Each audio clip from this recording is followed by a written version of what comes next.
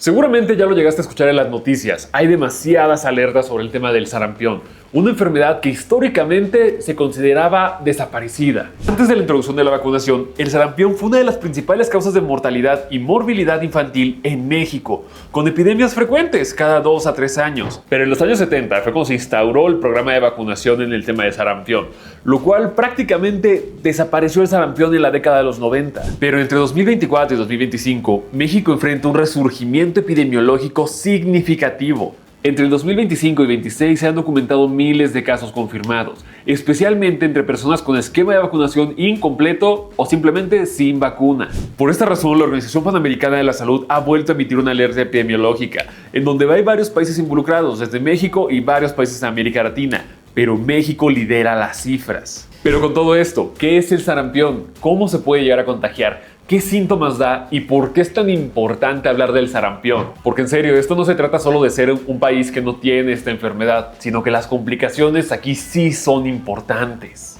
Pero antes de seguir hablándote de todo esto, hola, soy el Dr. Polo Guerrero y el día de hoy, todo lo que debes saber sobre sarampión. El sarampión no es por una bacteria, es un virus que se caracteriza por una alta contagiosidad y suele afectar principalmente a niños, aunque puede presentarse a cualquier edad en personas que no hayan sido vacunadas. Hace algunos días se popularizó ¿qué tan contagioso puede llegar a ser el sarampión si ya pasamos por un evento catastrófico en 2020, en donde el COVID-19 por una persona que estuviera contagiada podía contagiar a 3? Una persona que tenga sarampión puede contagiar hasta 18 personas. Esto lo convierte en uno de los virus más contagiosos que han existido. Y seguramente aquí dirás algo como pues si salen ronchitas, se transmite a través de las ronchitas. Y no, el virus del sarampión se contagia a través del aire, o sea, a través de las gotitas de saliva al momento de hablar, estornudar, toser o simplemente al bostezar. Al momento de liberar estas gotitas de saliva es donde se transmite el tema del sarampión. Esa es la razón por la que si los niños todavía no tienen el esquema de vacunación completo, no estaría de más utilizar un cubrebocas en esta situación específica. No quiero decir que todos tienen que salir con cubrebocas otra vez de sus casas, pero los niños que van a guardería, que sepan que alguno de los compañeritos tenga alguna gripa, algo similar, es el momento de traer un cubrebocas, si es que no tienen el esquema de vacunación completo. Al ser un virus que se transmite por aire, sí puede sobrevivir en superficies, esto incluso hasta llegando a las 2 horas. De aquí la importancia de que si tocaste la pared, la mesa, la silla, lo que tú quieras, y te quieres tocar el rostro, mejor primero lávate las manos o en todo caso, utiliza gel antibacterial.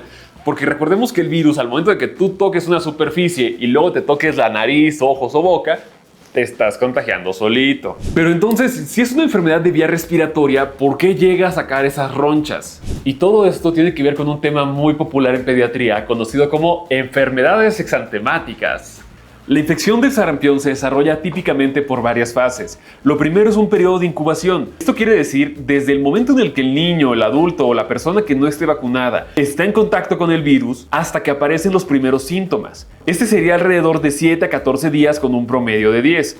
El virus se multiplica dentro del cuerpo, pero no vas a presentar síntomas todavía. De aquí aparece una fase conocida como el prodromo, que normalmente puede durar desde los 2 hasta los 5 días. Es en el momento del prodromo en donde apenas nos estaremos dando cuenta de los síntomas. Pero recuerda, esto puede ser de una semana antes, 10 días antes, incluso 2 semanas. Así que el saber cómo te contagiaste y dónde te contagiaste, pues bueno, puede ser algo complicado si es que tu rutina no está en ir a la escuela y regresar. El primer síntoma y lo que debería llamarle la atención a los papás es la fiebre. Porque esto no es una fiebre como de 38, 38 y medio. Es una fiebre que aparece de la nada, pero que puede llegar a superar los 40 grados. Y tú ya sabes lo peligroso que es que una fiebre pueda superar los 40 grados. A esta fase del prodromo también se incluye lo que serían los síntomas considerados típicos. Una tos seca, demasiados moquitos en la nariz y a todo esto una coloración rojiza en los ojos que incluso puede causar un poco de comezón, conocida como conjuntivitis. Y obviamente el malestar general y cuerpo cortado. Si te das cuenta, hasta este momento no hemos hablado nada sobre el tema de las manchitas en la piel. Esto es porque al inicio parece una gripe cualquiera, con una fiebre muy alta, pero una gripe al final del día. Pero entonces, ¿cómo un médico se podría dar cuenta si es sarampión antes de que aparezcan las lesiones en la piel? Simplemente tienes que revisar los cachetes por dentro. Literalmente delante de los primeros molares, acá Si hay algo que es característico del sarampión antes de que aparezcan las lesiones, son las famosas manchas de Koplik. Seguramente ya has escuchado mucho sobre estas pequeñas manchas y si no, yo ya te he hecho videos sobre el tema, pero estas son características del sarampión, tanto así que se puede presentar en el 80% de los casos, y estas manchas van a aparecer de 2 a 3 días desde que inició la fiebre e incluso aparecen de 2 a 3 días antes de que aparezcan las lesiones en el cuerpo. Así que si quieres quitarte de la duda si tu niño con fiebre puede o no tener sarampión, revísales el tema de los gachetes. Hasta que finalmente empieza el exantema, o sea, las lesiones. Esta es una erupción conocida como maculopapular de un color rojo, pero va a ser muy importante el que digas dónde iniciaron estas lesiones. Porque algo que vale mucho la pena destacar es que no es lo mismo que las lesiones comiencen en el pecho y luego se vayan a la cara, o que comiencen en la cara y luego se vayan hacia el pecho, o en todo caso, que inicien en los cachetes, a que inicien en el mentón, a que inicien detrás de las orejas. En el caso del sarampión, que es una enfermedad estudiada por décadas, se tiene muy esquematizado. El primer lugar donde aparecen las lesiones es detrás de las orejas. Estas van a empezar a llegar al rostro, del rostro a la cara tal cual, de aquí van a bajar a cuello, tronco, extremidades y bueno, van a iniciar detrás de las orejas. Parte importante de estas lesiones es que pueden llegar a dar comezón, pero no es de una intensidad tan fuerte como puede ser la varicela. Cuando el virus del sarampión infecta las células de la piel y el sistema inmune, el cuerpo detecta estas células infectadas y libera mediadores inflamatorios para combatir el virus. Y aunque sabemos que la fase más aparatosa pueden llegar a ser las pequeñas manchas en el cuerpo, ese no es el momento en el que más se contagia. Una persona que tiene sarampión puede contagiar desde 4 días antes del inicio de las lesiones y puede seguir contagiando hasta 4 días después.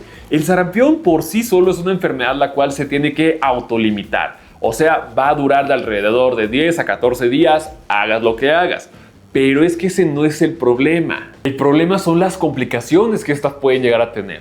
Va a haber varias personas que hayan pasado por un proceso de sarampión relativamente leve, en donde sí, tuviste fiebre, tuviste manchas, se te quitaron, se te quitó la fiebre y te curaste.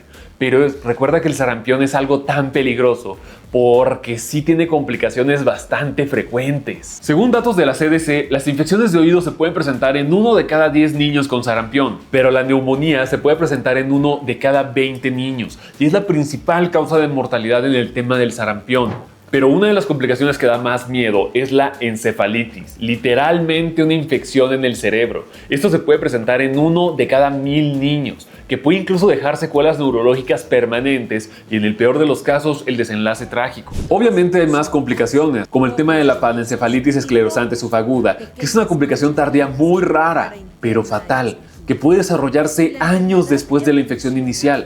En contextos con atención médica adecuada y vacunación, aproximadamente 1 a 3 de cada 1000 personas infectadas van a llegar al desenlace trágico por complicaciones respiratorias o neurológicas. Así que no, el sarampión no es un juego. Simplemente por cada 20 personas que estén contagiadas, una va a terminar con una infección muy seria a nivel pulmonar y 1 de cada 1000 va a terminar con una infección muy severa en el cerebro. Así que no es un juego.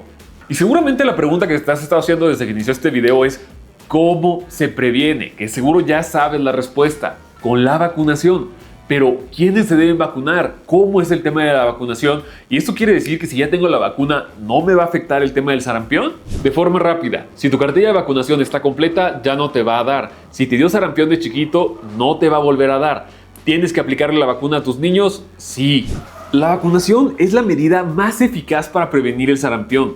En México se utiliza la vacuna triple viral, conocida como la SRP, que protege contra sarampión, rubiola y parotiditis. Si tú eres una persona a la cual tiene su cartilla de vacunación completa, le colocaron sus 2 dosis, no hay ningún problema, ya estás protegido. Pero también está la vacuna doble viral, conocida como la SR, que protege contra sarampión y rubiola dependiendo de la edad y el programa de vacunación. Para lograr la inmunidad comunitaria eficaz, se requiere una cobertura de al menos 95% de las personas con 2 dosis de la vacuna.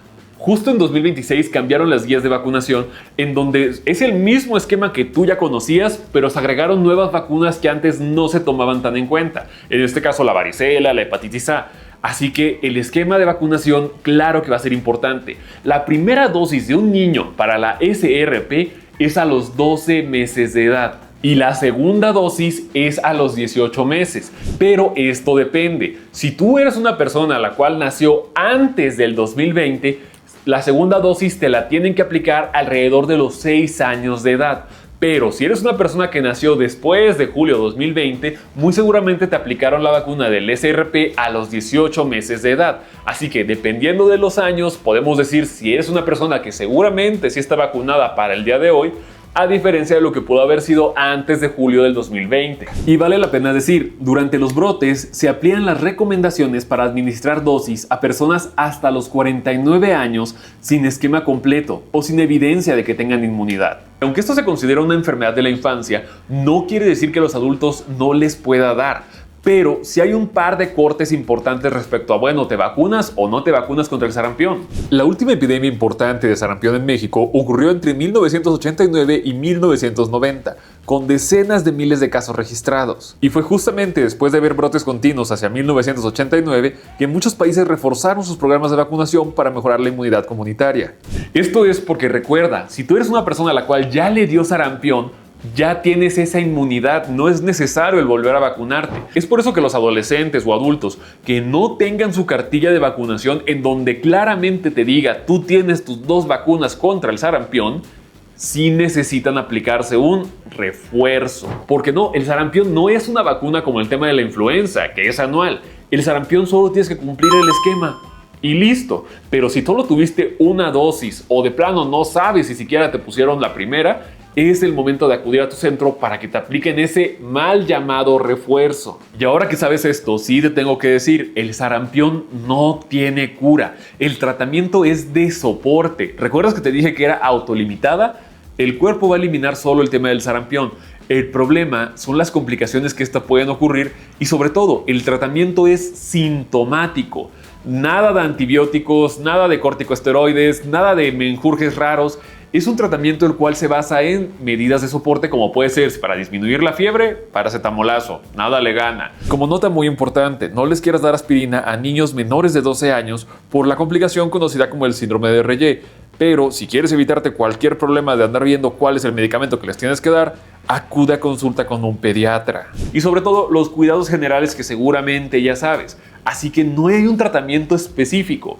De lo que sí se habla para reducir el tema de la mortalidad, que no es para prevenirlo y tampoco va a evitar que te dé, es el tema de la vitamina A. Pero para todo eso, mejor acude con tu médico para que te puedan decir si en efecto es o no es sarampión y con todo esto poder darte un tratamiento adecuado. No creas en todo lo que andas leyendo de curas para el sarampión. ¿Cuándo es el momento en el que tienes que ir al hospital sí o sí?